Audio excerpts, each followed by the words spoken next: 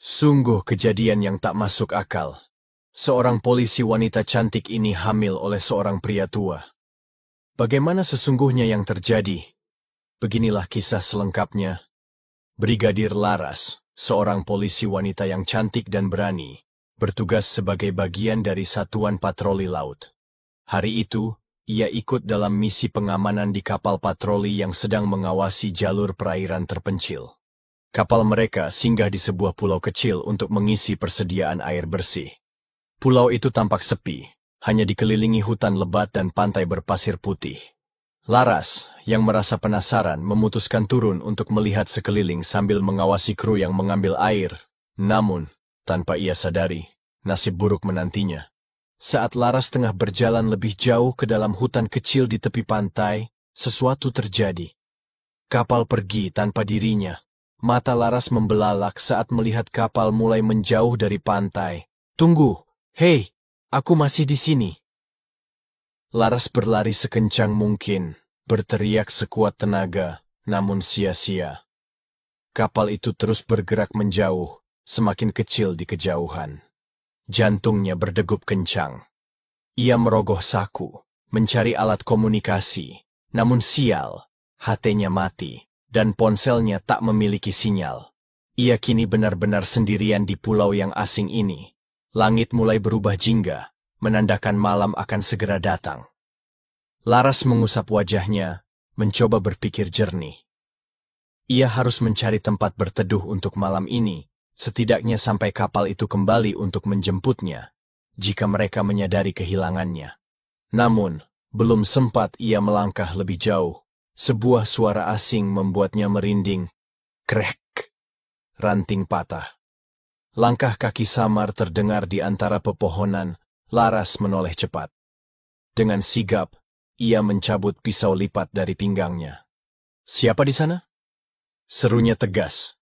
Dari balik bayangan pepohonan, muncullah sesosok pria tua. Matanya tajam penuh rahasia. Laras menegang. "Kau, siapa?" Tanyanya curiga. Pria tua itu diam sejenak lalu menjawab dengan suara serak dan misterius. Aku adalah orang yang sudah lama dianggap mati."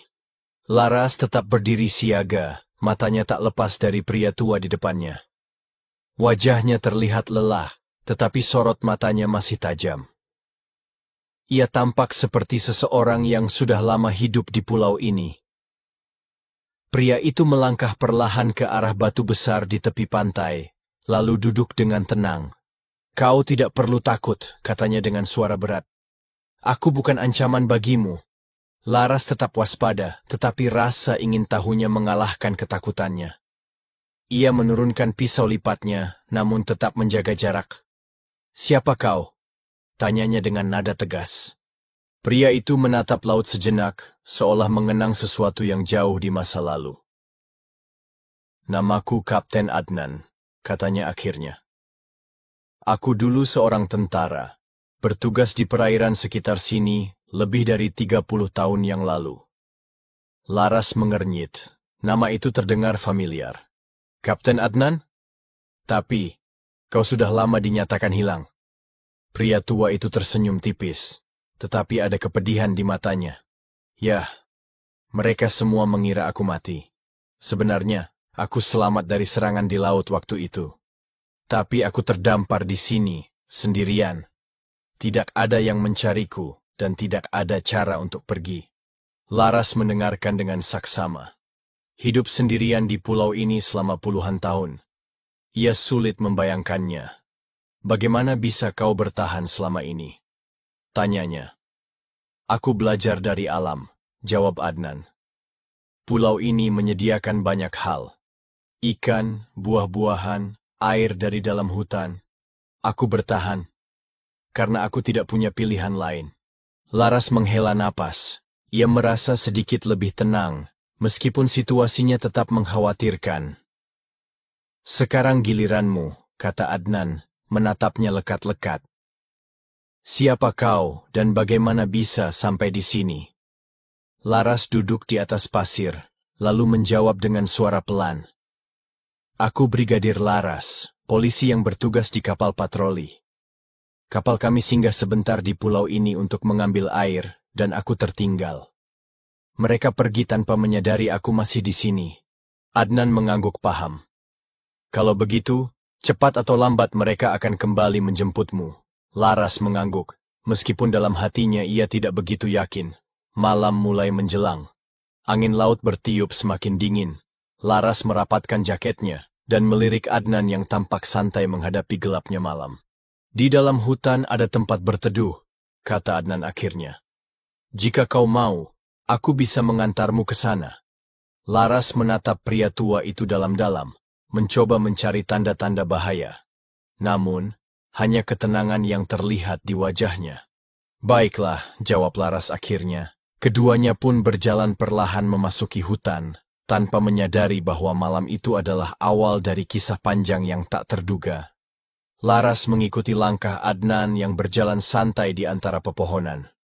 Malam semakin larut, tetapi pria tua itu bergerak dengan percaya diri, seolah sudah menghafal setiap sudut pulau ini. Tak lama, mereka tiba di sebuah gubuk kecil yang terbuat dari anyaman bambu dan ranting. Meskipun sederhana, gubuk itu terlihat kokoh dan cukup nyaman untuk berteduh. Inilah rumahku, kata Adnan sambil menepuk dinding bambu. Mungkin tidak seperti yang biasa kau tinggali, tapi setidaknya bisa melindungi dari hujan dan angin.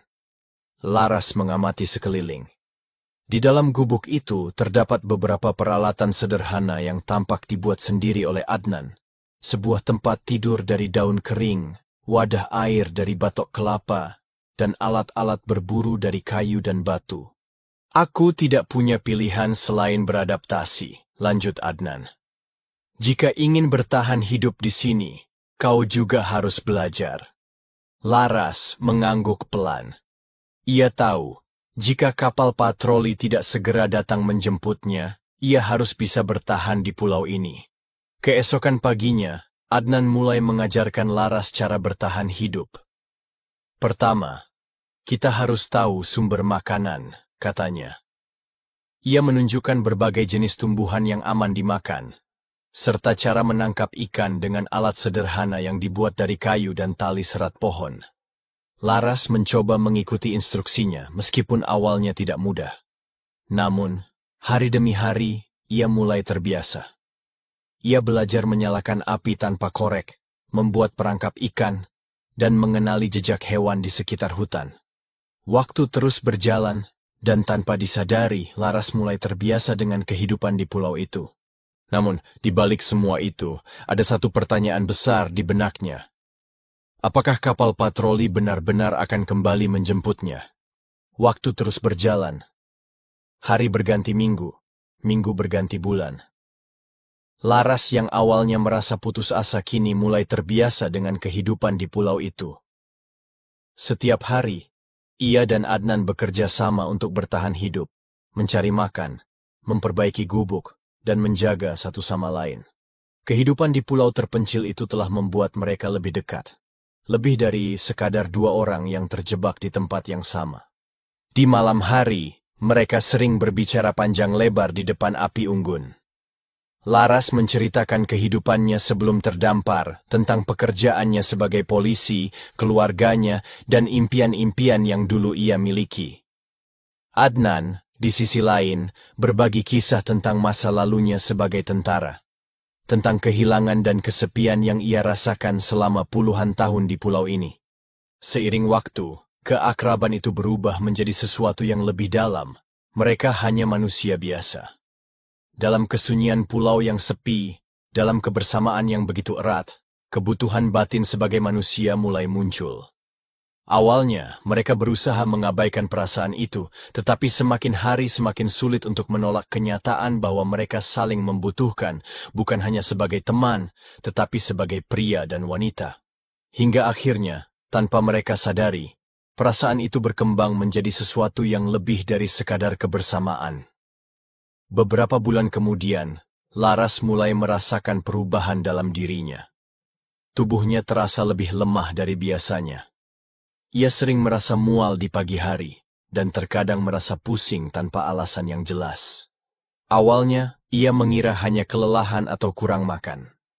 Namun, Saat hari-hari berlalu, ia mulai menyadari bahwa ada sesuatu yang berbeda. Sebuah kemungkinan muncul di benaknya, sesuatu yang bahkan tak pernah ia bayangkan sebelumnya. Apakah mungkin ia sedang mengandung? Laras menggenggam perutnya dengan perasaan campur aduk, tak percaya, takut, dan bingung. Bagaimana mungkin ini terjadi? Bagaimana jika ia benar-benar hamil di pulau terpencil ini? Waktu terus berlalu, dan kini Laras tak bisa lagi mengabaikan kenyataan. Perutnya semakin membesar, tanda bahwa kehidupan baru sedang tumbuh di dalam dirinya. Setiap kali ia merasakan gerakan halus di dalam perutnya, hatinya dipenuhi rasa haru. Ia bahagia, sangat bahagia. Kehidupan di pulau ini mungkin tak pernah ia bayangkan sebelumnya. Tetapi ia tak menyesali kehamilannya. Namun, di balik kebahagiaannya, ada kegelisahan yang tak bisa ia hindari. Bagaimana ia bisa melahirkan di pulau terpencil ini? Tidak ada rumah sakit, tidak ada dokter, tidak ada peralatan medis. Jika terjadi sesuatu pada dirinya atau bayinya, apa yang bisa ia lakukan? Adnan, yang kini semakin perhatian dan melindunginya, selalu berusaha menenangkannya. Kita akan baik-baik saja, Laras, kata pria tua itu dengan suara meyakinkan. Aku akan melakukan apapun untuk menjaga kalian berdua. Laras mengangguk, tetapi hatinya tetap dipenuhi kekhawatiran. Malam itu, Laras duduk di depan api unggun, menatap langit yang dipenuhi bintang. Ia mengusap perutnya dengan lembut, berbicara pelan kepada bayi yang ada di dalam kandungannya. Nak, ibu janji akan melakukan segalanya untuk melindungimu, bisiknya dengan suara bergetar. Tapi, apakah kita bisa bertahan di sini? Air matanya mengalir perlahan. Ia bukan menangis karena menyesal, tetapi karena takut. Takut akan hari esok. Takut akan sesuatu yang belum ia ketahui. Hari-hari di pulau itu terus berlalu, dan semakin lama, Laras dan Adnan semakin menyadari bahwa mereka tidak bisa lagi saling melepaskan. Aku sangat menyayangimu, Laras, kata Adnan suatu malam saat mereka duduk di depan api unggun. Laras tersenyum, menggenggam tangannya. Aku juga, sejak pertama kali bertemu, aku selalu merasa nyaman bersamamu.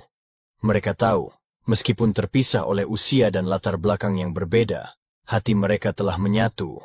Namun, di tengah kehidupan yang semakin mereka terima di pulau itu, sebuah kejadian tak terduga terjadi. Suatu hari, suara gemuruh mesin kapal terdengar di kejauhan. Laras yang sedang duduk di tepi pantai langsung berdiri dengan mata terbelalak. Adnan, lihat itu! Serunya sambil menunjuk ke laut. Adnan berlari mendekat, dan mereka berdua melihat sebuah kapal patroli mendekat. Tim penyelamat akhirnya menemukan mereka. Setelah sekian lama, Laras akhirnya bisa kembali ke peradaban. Namun kini ia tidak kembali sendirian. Ada Adnan di sisinya, dan di dalam perutnya ada anak mereka. Setelah kembali ke kota, kehidupan mereka pun berubah. Laras tetap menjalani tugasnya sebagai polisi, sementara Adnan tidak kembali menjadi tentara. Ia memilih kehidupan yang lebih tenang, bekerja sebagai perawat kebun taman di daerah tempat mereka tinggal. Beberapa bulan kemudian, Laras melahirkan seorang bayi laki-laki yang sehat. Tangisan pertama anak mereka memenuhi ruang bersalin, membawa kebahagiaan yang tak terlukiskan.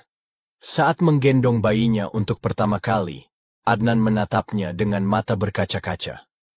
Dia luar biasa. Terima kasih, Laras, bisiknya. Mereka menamai anak itu Nurjaya, yang berarti cahaya kejayaan. Meski perjalanan mereka dimulai di pulau terpencil, kini mereka menjalani kehidupan baru sebagai sebuah keluarga. Bukan lagi sebagai dua orang yang terdampar, tetapi sebagai suami istri yang saling mencintai, membesarkan anak mereka dengan penuh kasih sayang.